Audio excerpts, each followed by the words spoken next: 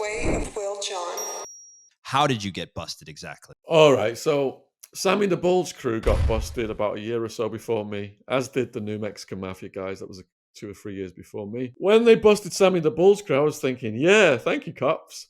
You just wiped out my competition. But then I had heads up from a lawyer who's had let's say a family member in the DEA, that they were hot for me now. Those resources that were pointed on the bull were getting pointed at me. And I met a woman as well who I fell in love with. And she said, this is really dangerous. She's like, your friends are really sketchy. You know, they're always talking about doing this and that and blah, blah, blah. I'm scared. And if you love me, you'd move away from all this. So we got a place together where no one knew where we lived. I quit the importation of the ecstasy and I thought I got away with it. However, I was naive to the statute of limitations. They don't need to catch you with the drugs. All it takes is someone from your past to tell the cops you've done a drug deal with them within a 7-year period, and they've got a case, which is what happened in my case. There's a long story of actually my top ecstasy salesperson fell out with 𝗪𝗛𝗡, and he was in fear of his life so much that he actually went to the police. So he was the main person who got the grand jury indictment going. So the grand jury indictment came down. The cops were authorized to start raiding everybody. It was May 16th, 2002. I was on my computer trading the stock market. I was going to the gym, and things like that, kickboxing and trying to be healthy and get out of all that former lifestyle. And then just bam, bam, bam, bam, bam on the door. So I jump up from the computer, look through the peephole, and it's blacked out. Tempe Police Department, we got a warrant, open your door. I'm wondering, is it really the cop or is it drug dealer robbers pretending? I hear all these boots thudding up the outdoor stairs to the apartment. Bam, bam, bam, bam. I look out the window. Oh man, the whole complex is surrounded. Police cars, marksmen, SWAT team, everything. I go through to the bedroom then to my girlfriend. We're like, what are we going to do? Better let them in. We're walking through the living room. We get halfway through the living room, then just boom, door flies off the hinges, bounces off the wall. All this. We're like, holy shit. Then they just all come in. Hands above your heads, don't fucking move now. Get on the fucking ground right now. Ah!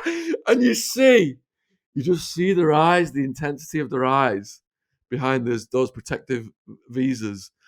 And if they open up on you at that moment, your life is over in seconds. So it all went in slow motion. I'm describing it here like this second lasted a long time, but it didn't. It was just a pure second. Because as soon as you see those eyes and hear them yelling at you, you just drop. And then the detective that I later learned from all the police work was my nemesis, just yanked me up by the cuffs, gets in my face. He's like, English Shaun, we've finally got you. You're a big name from the rave scene. He was just so happy. In the police paperwork later on, I learned that he was, going in all these restaurants. I'd be in an Indian restaurant, he'd be sat on the table next to me, listening to me, and things like that. Wow. He showed up at all of my court appearances. He showed up at all of them.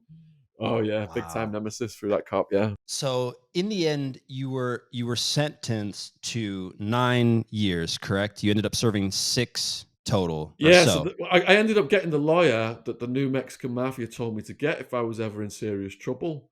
And he was a loophole lawyer. Now, cost, 6 figures, I think, low 6 figures but I didn't have money either. It was my parents had to remortgage the house. But if it wasn't for this lawyer, I'd probably still be in prison because over 100 people were arrested. Only 4 cooperated, which was really good. All 57 in Sammy the Bull's case cooperated. So they had a very weak case against me. There was no drugs. There was only 4 people cooperating. And my lawyer said basically with the wiretaps, because they'd only been in the last year and I'd quit the importation, they didn't catch me doing any big deals. My lawyer said they've completely missed the boat.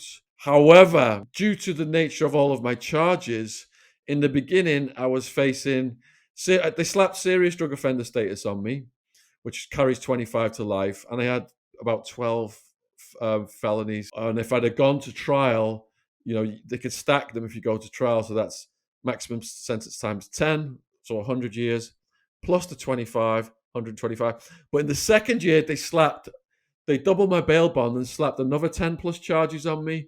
So at the peak of it, I was facing a 200-year sentence. And even though they didn't have much evidence against me, to roll the dice And these prosecutors, the dirty tricks are absolutely mind-blowing. And to get a jury, and I had actually done the things that they were saying I'd done, but they just couldn't prove it properly. So I thought it was good when that lawyer, the New Mexico Mafia lawyer, got me a plea bargain for 9.5 years. And as a first-time non-violent drug offender who was not a US citizen, he slipped this half-time release loophole in for non-US citizens, whereby I would only have to serve 5.75 years. So getting sentenced to 9.5 years after facing 200 was one of the happiest days of my life.